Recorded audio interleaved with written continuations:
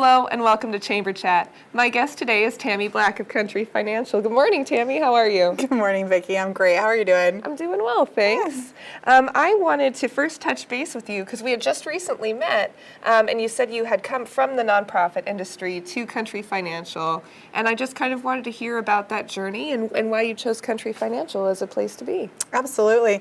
I spent 10 years working in nonprofit organizations. In fact, one of the organizations I worked for was Western Oregon University. I served as an AmeriCorps Vista here through the Clara Barton Vista Corps, through the American Red Cross. So that was kind of my introduction into nonprofit organizations. I spent 10 years and loved the industry, loved the leadership opportunities, but unfortunately, 2 of my positions were eliminated within a 3-year time frame. So financially in my own life, I couldn't afford to work for nonprofits anymore. And what I opted to do was go into the for-profit world. While I was looking at different industries that would work with my skill set, I really wanted to work with a company whose culture and value systems matched up with my own. And I chose Country Financial. Their main focus is on relationships and on education, as well as just helping people. And I feel like that's a great match with my skills and my abilities. So I chose a career with Country Financial. That's awesome. Yeah. And I know in our previous conversations, you had mentioned that you live in Salem, but what about our Monmouth Independence area kind of draws you here? Okay, so I lived in Monmouth Independence for 17 years. Oof, Davida. I know. I moved here in 1998 with my ex-husband and our children to raise our family, and we did. All 3 of my kids graduated from Central High School. Yay. I know.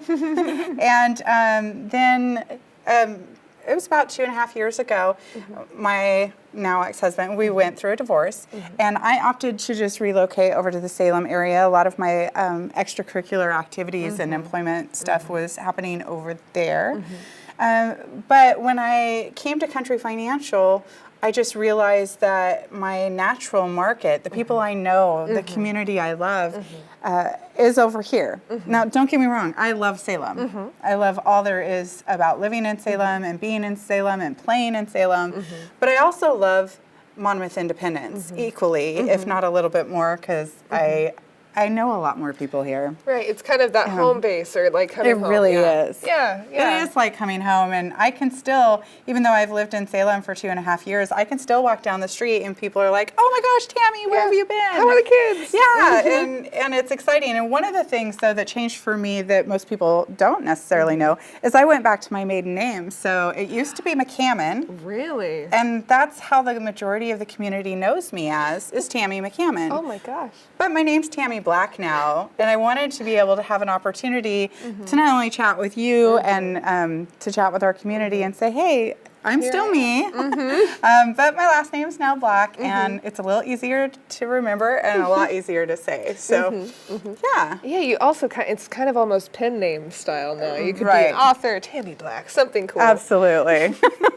So what I guess what I want to find out from you is, what was your favorite thing in the 17 years of living in our community about it? Was it the parks, or just the people themselves, or kind of that general, I mean, we've got a lot of charm, and I'm wondering what in particular sticks out to you the most from raising your kids and being here?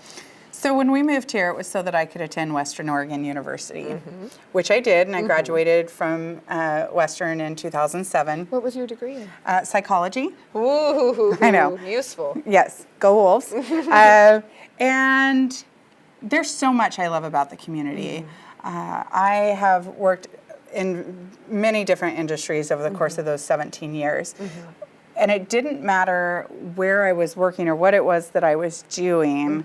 People here were just kind and welcoming and helpful. And I liked that. And I also liked little nuances that some people from this area don't know happen. Like this weird little competitive thing between Monmouth Independence, even though it's this one great big community that when you talk to the young adults, they just are like, what do you mean there would be any kind of competition? Isn't it just one city, basically? Yes, absolutely. So that, to me, is fun. These little historical things that are in the past of the communities and how they came to grow together. And I love the stories, and I love talking to people about this community and how it grew over the course of that time, and even just from the time frame that I've been involved in different aspects of it, because I've been doing business associations and chamber stuff for about 15 years of the 17 that I lived in the community. Sure, sure. And that is something, too, that I've noticed. I also came from a small town in Oregon. I came from Dayton and McMinnville. And they also had that very similar Dayton-Amity rivalry thing. But yeah, when I was a student at Western, I had absolutely no idea where Monmouth ended and Independence started. If you would have asked me, it would have just been one big, long city, just one together.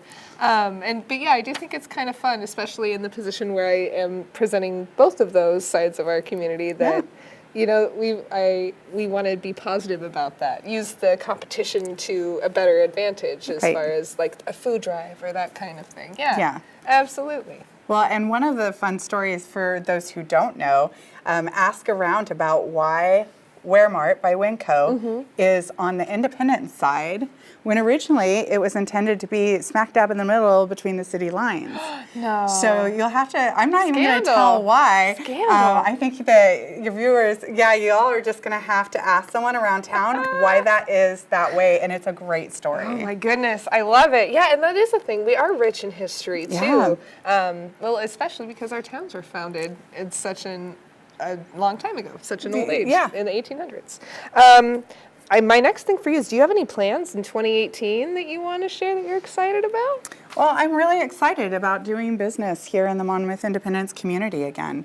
I am, so for those of you who don't know, I'm an insurance agent now with Country Financial, and I'm excited to be able to help the families here look at what their coverages are differently and help them find solutions that fit their lifestyles. So that's one of my goals. The other is just a fun little side thing that I do. I go hiking every weekend. Oh, fun. And for 3 consecutive years, I'm going into my 4th year now, I have hiked 52 hikes in 52 weeks. Oofta. So I have gone through, I'm on my 2nd pair of hiking boots, and so I've put, I think, close to 300 to 400 miles on my boots of hiking over the course of those 3 years. So. Oh my gosh, that's amazing. Do you have a favorite hike in the area that you do regularly? You know what? Basket Slough is one of my favorite hikes. I have to go there. Everyone keeps talking about it. I have no idea. You'll have to show me where it is, because I got to see it. It's also where I got to see the eclipse this year, and it was phenomenal to be out there with thousands of people, when usually I'm out there, you know, 5 or 6 people are up there hiking at the same time, and now all of a sudden there were thousands of people being so respectful of the land. It was amazing. Yeah, that was something that across the board, I think no matter where you were in Oregon, the people that we had that were tourists that came from out of state, from longer distances, were extremely respectful of our parks, and if they were camping, their campsites were immaculate. And we got really lucky, and I think it is because we kind of already have this representation of Oregon as really respecting our land, and so when people came to visit, they kind of already knew that was part of the deal. And I think that was great that everyone really respected it that way. Did your group cheer when the eclipse actually happened? I don't know but everyone did, and I thought that was a great moment. It was almost like a sporting event between the sun and the moon. Well, and it was really great, too, because there was this overwhelming silence that happened as well, right? So everything just got really still. And we all just knew that what we were experiencing was phenomenal. Right, and once in a lifetime. So I will always remember that I got to do that here in Polk County out at Basket Slough. It's just, Yeah, we were lucky. We just got to go out in our backyard and had primo viewing. Nice. All right, Miss Tammy. Well, that's all the questions I have for you. Thank you so much for taking the time out of your day to come and interview with us. Of course, my pleasure. And when we come back, we'll have more information about Chamber upcoming events this month.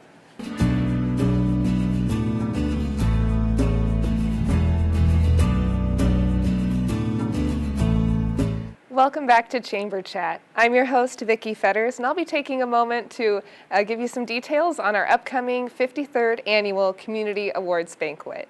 The awards banquet is an opportunity for local businesses in the Monmouth, Independence, and generally Polk County area community to be voted for by their patrons and clientele and actual members of this community. The votes then go to nominate the top 3 businesses in each category. The second round of voting actually begins today, February 1st. And those top 3 will then be narrowed down to the top business in each category, as well as one Business of the Year, which is the business who got the highest amount of votes across the board. We're really excited about this event this year. It is a 20s and 30s jazz theme.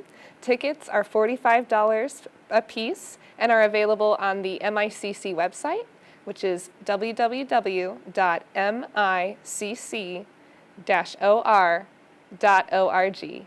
If you have any questions regarding the Community Awards Banquet, the voting process, how to be nominated in future years, or sponsor this event, please feel free to use any of the contact information on your screen to reach out to us. We'd love to help you.